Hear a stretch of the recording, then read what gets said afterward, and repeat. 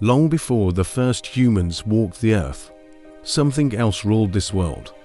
They mastered fire, carved symbols into ancient stone, and spread across every corner of the planet. Then, without warning, they vanished, not by time, not by nature, by divine judgment. What were they? Why were they destroyed? And what does their story reveal about humanity's true origins? The evidence has been hidden in ancient texts for centuries, dismissed as myth, buried under religious debate. But once you see it, you'll never look at human history the same way again. In the beginning, there was no time, no space, nothing but the eternal.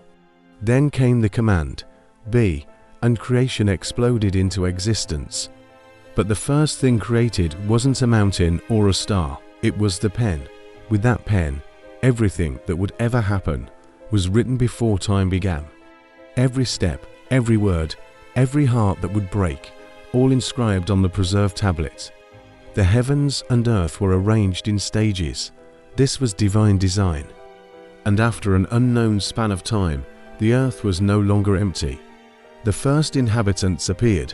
Ancient texts describe a civilization known as the Jann. They lived in sea caves and rocky highlands, mastered fire, understood the language of the earth. They spoke with the wind, read the rhythm of waves, carved symbols into ancient cliffs. At first, there was peace, then came power. And with power came arrogance. We are strong, they said. Everything is ours. As their numbers grew, so did their cruelty. The cries of the oppressed rose like smoke, but they were not left without warning. Messengers were sent to the Jann. Some listened. Others killed the messengers, just as later civilizations would kill prophets. They stoned them, they burned them. Justice collapsed. And then came judgment. An army of angels descended from the heavens and swept through the earth. War shook the mountains. The stone fortresses of the Jann crumbled. The survivors scattered into caves, deserted islands, and the dark depths of the ocean. According to some scholars, the administration of Earth was then handed over to another race, the Jinn. Here's the critical detail. The Quran says, "We created man from clay. And before him, we created the Jann from scorching fire." The Jann were not human. Some scholars interpret them as the ancestors of the Jinn. Others consider them a separate, older race created from fire. What's certain is they came before us, and they were destroyed. When the Jinn took over, the world filled with cities built on pillars of fire and settlements that floated in mists. Among them were those who turned toward righteousness, and those who turn toward oppression. The Quran makes it clear that Jinn, like humans, are created to worship and are held accountable. I did not create the Jinn and mankind except to worship me. They are tested, they sin, they face judgment. The Quran confirms that messengers were sent to them.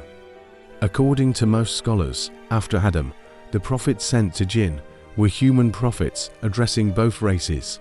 The Prophet Muhammad himself was sent to both humanity and the Jinn. But here's the key, the Quran states, "We do not punish until we have sent a messenger." If the Jinn are accountable, they must have been sent messengers. And since humans didn't exist yet, this suggests the Jinn were sent prophets from among themselves before Adam. As Jinn civilizations multiplied, some worshipped, others became tyrannical. Arrogance and oppression led to destruction. God sent angels to destroy the rebellious Jinn. Armies of light descended and fought them in misty forests and cracked valleys. Thousands were destroyed. The survivors fled to mountains, seas, and caves. In one of these battles, a young Jinn was captured by angels. This Jinn stood out. He was raised among angels and turned to worship. His devotion impressed them. By God's permission, he ascended through the heavens. His knowledge astounded even the angels. He earned a title, Azazil, the one who worships abundantly. He reached such a rank that angels learned from him. According to some narrations, he was even granted temporary entry into paradise, where he had a ruby pulpit and angels gathered to hear his words. God gave Azazil dominion over earth. For the first time, a Jinn held such a position. But this position revealed something hidden inside him, pride. He began to whisper, "I succeeded. I rose. There is no one like me." The angels witnessed this arrogance. One day, they approached him and said, "There is a decree written in the preserved tablet. A servant will rise to high ranks, but in the end, out of arrogance, he will rebel and be destroyed." Azazil nodded confidently. "Yes, I've seen that. I wonder who this rebellious servant will be." The angels fell silent, because the one described was Azazil himself. But blinded by ego, he interpreted it as referring to someone else. The truth was before his eyes, but pride had veiled them. He hadn't revealed that pride openly yet. Not until the decision was made to create the first human, Adam, God informed the angels of a new creation, a human made from clay. As narrated in the Quran, when God told the angels he would create a human, they asked, "Will you place upon it one who causes corruption and sheds blood?" Their words were not objection, but a desire to understand. God replied, "I know that which you do not know." The angels submitted. But the spark in Azazil's heart ignited. He was jealous of this new creation. He looked down on clay. He saw himself as superior, created from fire, and considered the human beneath him. This was his downfall, not in open rebellion yet, but in silent arrogance. The same arrogance that would lead him to refuse God's command and become the first to rebel. His name would change. Azazil would become Iblis, the accursed, humanity's eternal enemy. Before Adam, before humanity's story began, the earth had witnessed rise and fall.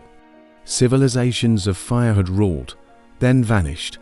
Prophets had been sent, then killed. Warnings given, then ignored. And now a new chapter was about to begin, one that includes you, because the story of the Jann, the Jinn, Azazil's pride, all of it was leading to this, the creation of Adam and the beginning of the human test.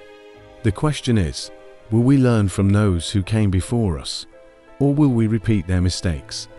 History doesn't just record the past, it warns the future. And right now, that warning is for us. If you're still watching, you're one of the few who understands the story we've been told is incomplete. There's more to human origins than textbooks reveal. Subscribe, because what's coming next connects every piece they've been hiding.